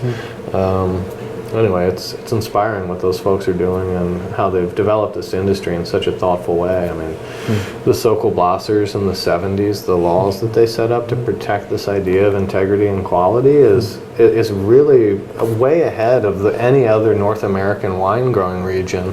And so I trust those guys in moving forward, to an extent where I'm like, maybe we should do all Willamette Valley labeling, and I'm kind of on board with that. Of course, I'm a 100% Willamette Valley producer, so it's really easy for me to say that. For you, yeah. No, but I understand. It's like if you, when Wagner decided, I'm not going to take these smoke-tainted grapes, last 2018 harvest.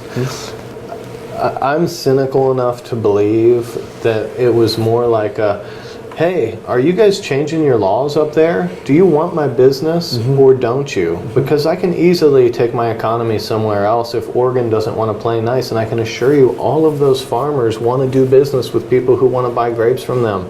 Whether it's in California or shipping wine to, Asheville, North Carolina, they get made at the Biltmore or whatever it is. Napa's been doing that stuff forever.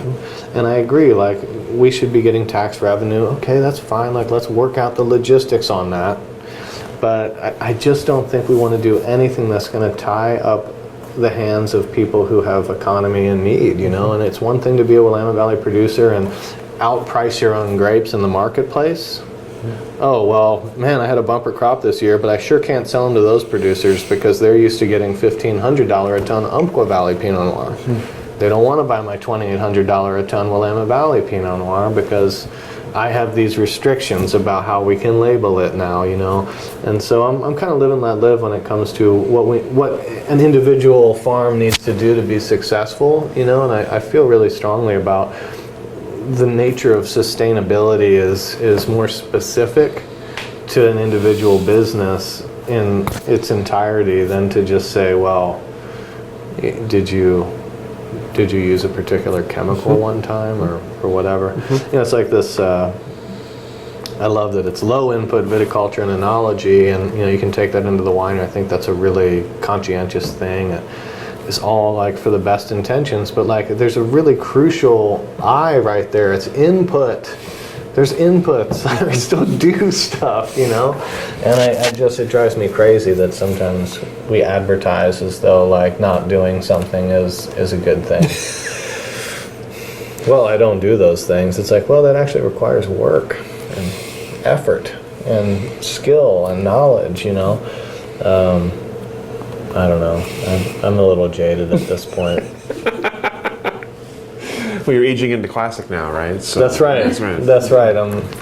I've been jaded enough, but no, I mean, I've been a rogue operator for a while now. If I had stayed with Laurent another couple years, you know, maybe bumped into a winemaking role somewhere. And I do, like, my little economy here is what it is. Like, I'm good to my partners and stuff, or try to be, but I do regret not affecting the industry in a bigger way, like working for a house and being involved in some of these things, and really having a broader market reach and affecting things and having more camaraderie with colleagues and stuff, and having a bigger impact, you know. I kind of regret being such a rogue operator sometimes, but I can't really conceive of having a boss ever again, so it's great.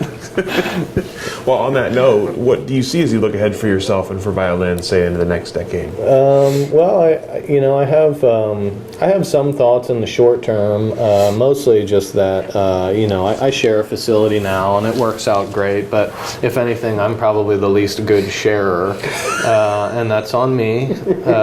And so I'm really eager to have a space which is kind of Violin space where I can do things exactly when and how I want to do them. It's just more efficient for my time, and also I feel like you do need to cultivate that energy around the wines in a specific way, and it's really, really hard in shared space. The only thing I really manipulate in winemaking is temperature. And so if there's multiple needs in that regard, then, the main thing that I want to influence becomes a real challenge, and I just don't want to ever compromise my quality in any way.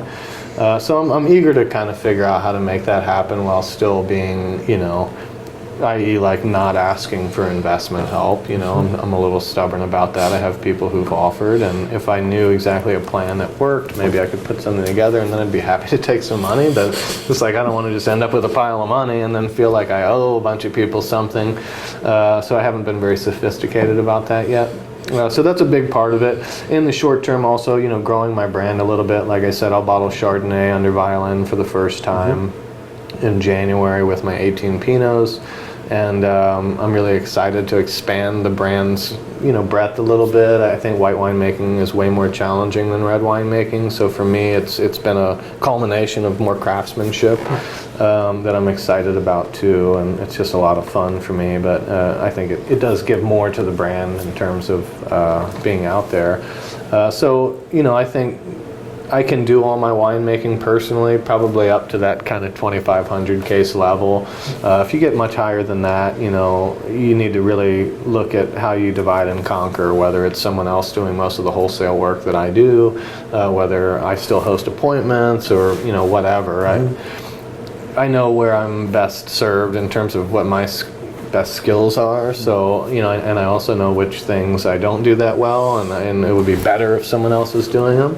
So that's a big transition for me. I mean, my wife wants to start doing some things, and she already helps out with some marketing and events and stuff, so that's huge. But I think there's these little kind of volume scales in the wine biz where you know, you can scale to this big and I can pretty much do everything, and maybe there's a potential like profit thing going on. And then when you get to that next level, it's like, well, this requires this and this, and perhaps like now the levels like that's still the same. And then when you get to that next level, all of a sudden you're, you know, really supporting economy. It would make me really excited to get my business to a point where I can actually support someone else's life. You know, I mean, that's a huge responsibility, but it's also something that I think is important if I'm going to generate economy, to also have the opportunity to, you know, teach someone as an apprentice and pay them and give them a lifestyle, and know that my business is doing enough to support more than one family, you know. And that's, for me, something that I've grown more into, you know, being excited about. At the end of the day, winemaking is a pretty selfish work. I mean, I've always felt bad about that. I wanted to get involved in teaching or writing, and here I am, like, crafting beverage, you know, and then I sell to people who are well off enough to be able to afford and drink good beverage. It's a pretty selfish little cyclical thing. I mean, I really enjoy the intellectual aspect of it. There is some art, there is some science. Like, I can be outside in these beautiful places, hanging out with great people, tons of good energy. I like my lifestyle. But at the end of the day, I mean, it's not like I'm doing heart surgery or, you know, helping kids learn how to read, or, you know, doing more noble things.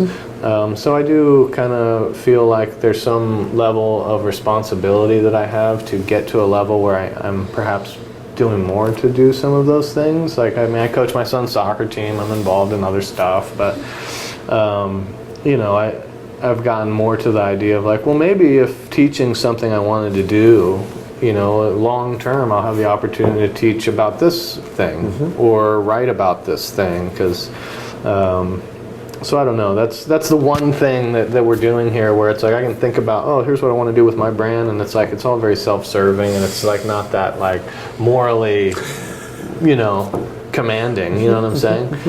So, I mean, you guys are in the university setup, which is like something I could have seen for myself when I first was in school and doing stuff. So I still think about that. I mean, we'll see. Still time. There's still time. I mean, I just got done my 15th vintage in Oregon, and you know, 7th for violin now, which is crazy. And it just feels like we're kind of getting started, you know, where like now I have 30 years to really get better at this, you know. And every year, like, is an adventure. We get to learn something every year, and now I have some partners who, you know, are in it with that long-term goal, and so we'll really get to see this stuff happen together, you know. Yeah, the Coosa Farm project, I can't say enough amazing things about Kevin and Carla, and getting to work with them and see the work and passion and professionalism and experience they've put into developing this project. It's the same thing when Laurent, you know, moved next door to Willa Kenzie. You know, he had spent 10 years with Joel Myers doing all these experiments before deciding, well, I think here's what we'll plant first and at this density, and boom, and we'll farm it like this, you know. I mean, and it's really cool to see, you know, Ted Castile, same thing. They farmed Bethel Heights for 20 years before they planted Justice, so they had already kind of said, okay, these are some things that seem to be working, you know. And I think we're kind of fine-tuning that now, where we're going back the other direction. A lot of people are doing Massal selections now, which I really believe in. In every case, I have mixed clones that go into Pinot Noir fermenters from either the same block of mixed clones or from separate blocks that we ferment together.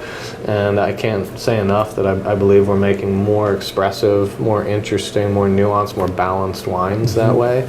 And when I first started with Laurent, it was like we were bottling a State 777 from X, Y, and Z client, and it's like, I can promise you it was confusing to the customer. You know, we have to talk about clone because we have to make decisions in plant. We have to. But let's talk about site. I mean, you know, the vines are a vehicle, and so we have to choose our vehicles when we plant, but we see how they behave against one another. But is that really the... I don't want to talk about that. You know, I mean, it's important, and I get it. I have opinions about it, but like, I don't want to talk about that stuff. I want to talk about site expression and what that means. And anyway, that was another divergence. But Well, that's actually all the questions I have for you. Is there anything we didn't cover that we should have covered? Is there anything I didn't ask that I should have asked? I don't think so. I know I rambled a little bit. We appreciate the rambling. That actually is one of the better parts of the interview, so no apology needed there. Yeah, no, like I said about like the market and how the business will go in the Willamette Valley, this idea of the industry, like, I love how many people are employed by the industry now, and it's fantastic.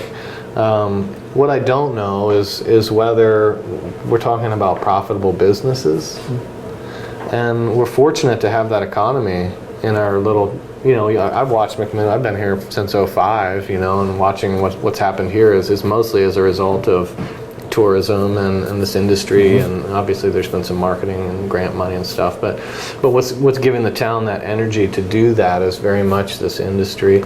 And any little town anywhere in the country would be like, thank goodness. It's like, I don't want to be a part of a dying little town. Like, I want to be a part of a growing town that's having growing pains and figuring out how to take it to the next level and be a 70,000 person community in 20 years.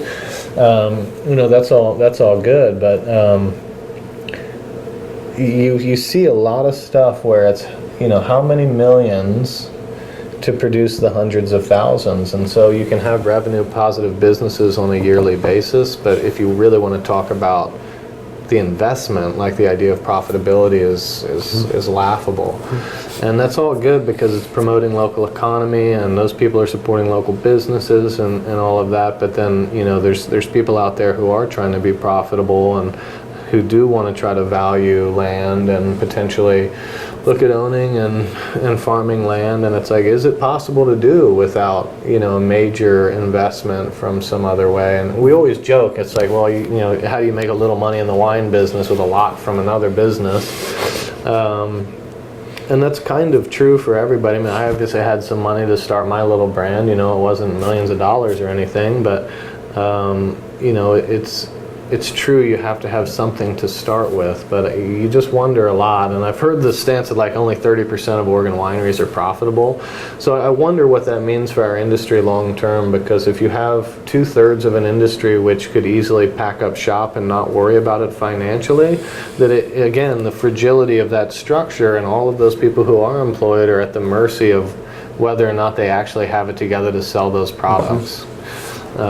And so I feel that pressure in my own business, and I just wonder, is a lot of the West Coast wine industry that way? And again, there is no one way to skin the wine business cat, as I say, but you look at some of that stuff and you just wonder, man, what is the true strength of the economy that we're creating here? Absolutely.